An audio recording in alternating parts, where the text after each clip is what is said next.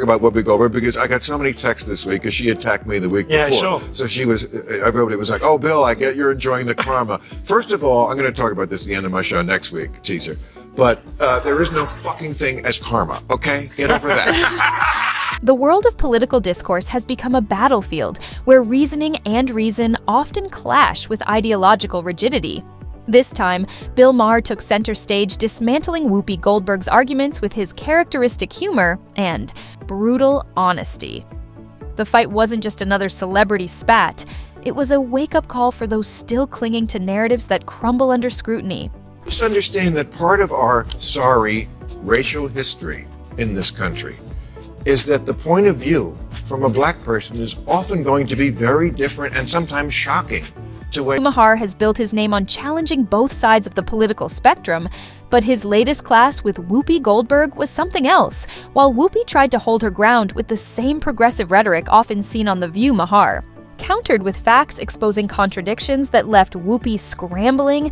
The debate showed how detached elite liberal narratives have become from the concerns of everyday Americans. You know, I watch your show all the time, so I know that you're a comic, but you basically go after Trump and Biden, you know, both of them. And a lot of people are not happy with you about that. Equally. Well, not equally, because you know that Trump is doing more dangerous. Of course. I mean, I don't think anybody was more out front on that danger than... Before getting into the exchange, it's crucial to understand the players. Whoopi Goldberg, a staunch supporter of liberal policies, has made a habit of dismissing any criticism of the left as right-wing propaganda. Ma, however, is not a conservative. He is a classic liberal who refuses to bend to ideological dogma. This difference set the stage for a compelling face-off. Talking about how he was never going to give up power.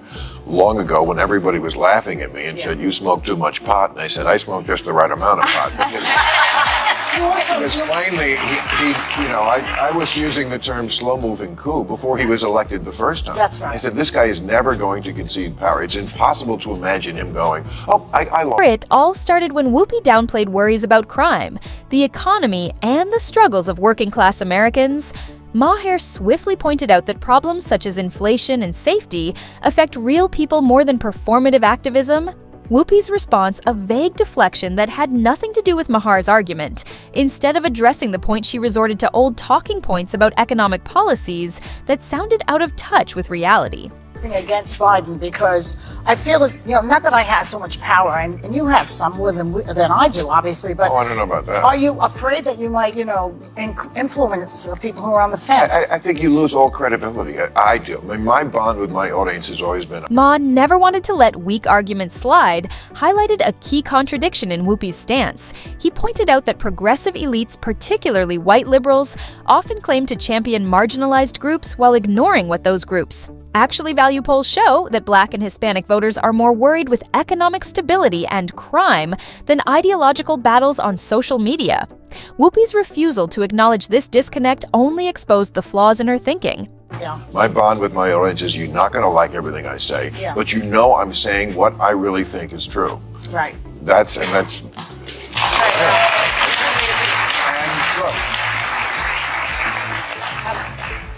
Biden just presents as old. It's not really fair. No. Because he's almost the same age. Trump is almost the same age. The real moment of reckoning came when Maher shifted the talk to political hypocrisy. He brought up Hunter Biden's controversies, highlighting how Democrats who preach accountability suddenly become silent when one of their own is involved.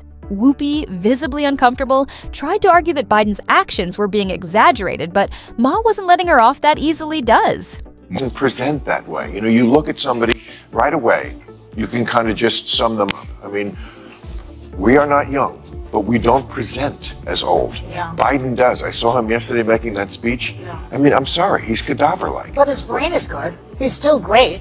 Well, here's what I said, when I came back after the strike and said... Maher reminded the crowd that President Biden himself had declared that no one is above the law just before pardoning his own son. The blatant double standard Maher claimed is exactly why many Americans feel disillusioned with the current political system. If the rules only apply selectively, they cease to be rules at all. Whoopi's case crumbled under the weight of logic. A conservative once said to me, what you guys in the liberal side of it don't get about Donald Trump is we don't like him either. Yeah. It's just that in this country, it's binary. I mean, gender may not be binary, but politics is. You only get two choices. And the stuff that they are afraid of, they see Donald Trump as a bulwark again. The discussion expanded. M pointed out the role of the media in shaping public perception. He called out mainstream outlets for suppressing the Hunter Biden story before the election, clearly prioritizing narrative control over journalistic integrity. Whoopi, instead of addressing the facts, dismissed Maher's argument as another right-wing conspiracy theory. To bury the Hunter Biden. You're talking about the press doing that? He's saying that's what they did, and that is what they did. They buried the Hunter Biden story before the election because they were like, we can't risk having the election thrown to Trump. We'll tell them after. Maher, armed with facts, told Whoopi that even left-leaning journalists have admitted the story was buried for political reasons. This, he argued, is the fundamental danger of woke ideology. It's not about truth or justice, but about controlling. The narrative, once again, Whoopi had no good counter-argument, opting instead to change the subject.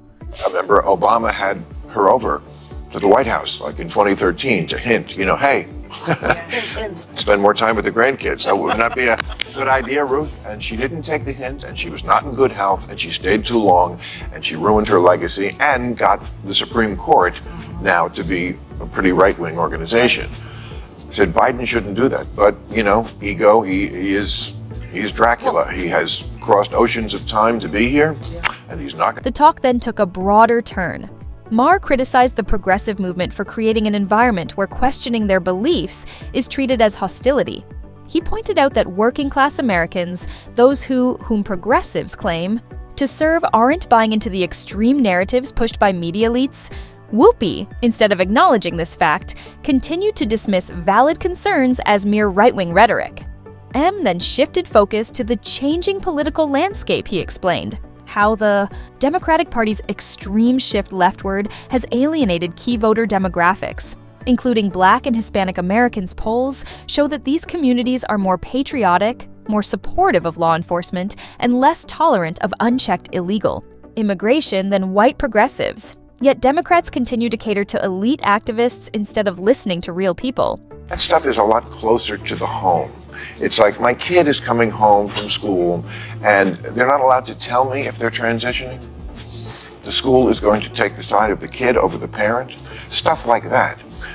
There is a lot of crazy stuff on the left. This book, there's stuff that each side is going to like and probably... Throughout the debate, Whoopi Goldberg found herself struggling to mount a coherent defense of her views. When faced with Maher's fact-based arguments, she repeatedly resorted to vague talking points, emotional pleas, and outright deflection. This is a common problem for many figures in the woke movement, as their narratives often depend more on ideological commitment than objective reality. One key moment came when Maher pressed Whoopi on the real concerns of Black and Hispanic Americans. Rather than acknowledging that these communities prioritize economic stability and public safety over progressive action, Hoy attempted to shift the conversation to unrelated topics. This revealed a fundamental weakness in woke politics: the inability to engage with inconvenient truths when ideological commitments are challenged. Figures like Whoopi often depend on changing the subject rather than addressing the actual argument. The term woke, and you said that woke is what was sort of ruining everything, and I know that you're... No, I didn't say ruining everything. I said that's why Trump could get reelected. That's why Trump could get reelected. Yeah. So the term woke has been, in my view, co-opted by the right and weaponized and bastardized, and so I was surprised to hear you use the term, because historically, as you know, because I think you're quite brilliant, that woke is a word used by the Black community to note that we must be aware of social injustice. With her arguments dismantled, Whoopi resorted to playing the victim. She claimed Ma was misrepresenting her views and making her look bad, but Maher wasn't twisting anything. He was simply holding up a mirror, and Whoopi didn't like the reflection. When confronted with facts, she had no legitimate response. Look, I'm not going to defend Donald Trump ever, but I would never say that we should put the swastika on the cap, because I think you can hate Donald Trump. You can't hate everybody who likes him. It's half the country. I don't want to live in that country. I don't want to live in the country where I hate half the country, and I don't hate half the country. How dare you disagree with me? 13 Maher's takedown was particularly impactful because it didn't come from a conservative as a lifelong liberal. Maher has The credibility to question the excesses of the aggressive movement, his refusal to conform to ideological purity tests, has made him an outcast in some circles, but it has also earned him the respect of those who value critical thinking. That's the answer to the Donald Trump situation is, what's going to get him elected is this woke stuff that a lot of people in this country just don't go for. Well, one thing that I break with is that you can disagree on candidates, but when one talks about literally upending the entire democracy, that's my heart out. Like, there's not an equal comparison here. So I know you said The most brutal aspect of Maher's critique, he didn't even have to raise his voice with calm precision. He dismantled Whoopi's reasons one by one, leaving her with nowhere to run. Whoopi, visibly shaken, could only turn to vague rebuttal that did nothing to salvage her credibility. Ultimately, this debate was about more than just Whoopi Goldberg. It reflected a bigger shift in American politics, where more people are beginning to see through the double standards and contradictions of the woke movement. Ma, once a liberal icon, has now become one of its harshest critics. Not because he changed, but because the movement abandoned its beliefs. bad thing. It's not a bad thing, and originally that was absolutely a great thing. Alert to injustice, who's not for that? But words do migrate. Now, I'll use any term you want, because maybe that is a word that's triggering, and so let's not use that word. I don't know, want to call it the super far left? But don't tell me the left Maybe the super far right. This debate with Whoopi Goldberg is how it reflects a larger divide within liberalism. Maher represents an older generation of liberals who value free speech, rational debate, and a focus on practical issues. Meanwhile, the woke movement has increasingly prioritized ideological purity, cancel culture, and social activism over problem solving. This change has alienated many traditional liberals who now find themselves at odds with the very movement they once supported. M's critique highlights how the Democratic Party has moved so far left that it often fails to connect with everyday Americans' issues like inflation. Crime and education matter more to the average voter than discussions about gender pronouns or microaggressions. Yet woke activists continue to dominate public discourse, pushing an agenda that many liberals feel is out of touch. Maher's ability to call out these contradictions makes him one of the few mainstream voices willing to question the excesses of progressive ideology. Well, then Okay, I'll vote. but we talked about that. I mean, I think we agree about the danger of the super far right, and I can't say it enough. I think they're the bigger threat. But don't tell me that the left hasn't changed. I'm old enough to remember when it was the conservatives who hated the Jews. Bill Maher's exchange with Whoopi Goldberg raises an important question about the future of political commentary in the United States. As mainstream media becomes increasingly ideological, figures like Maher stand out because they refuse to conform to partisan expectations. His willingness to critique both sides has earned him respect from conservatives and moderates, while frustrating many progressives who expect unwavering loyalty to their cause. Women have this is a show watched by a lot of women. Women have no rights in this place. This debate also marks a shift in how audiences consume political content. Many Americans are moving away from traditional news sources and celebrity-driven talk shows in favor of independent commentators who offer more balanced perspectives. The success of figures like Joe Rogan and others shows that there is a growing demand for honest, unfiltered discussion rather than scripted ideological narratives.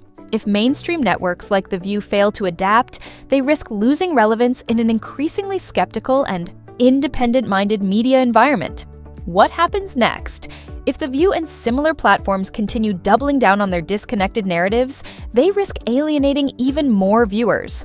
Americans aren't interested in being lectured by out of touch celebrities. They want honest discussions about real problems.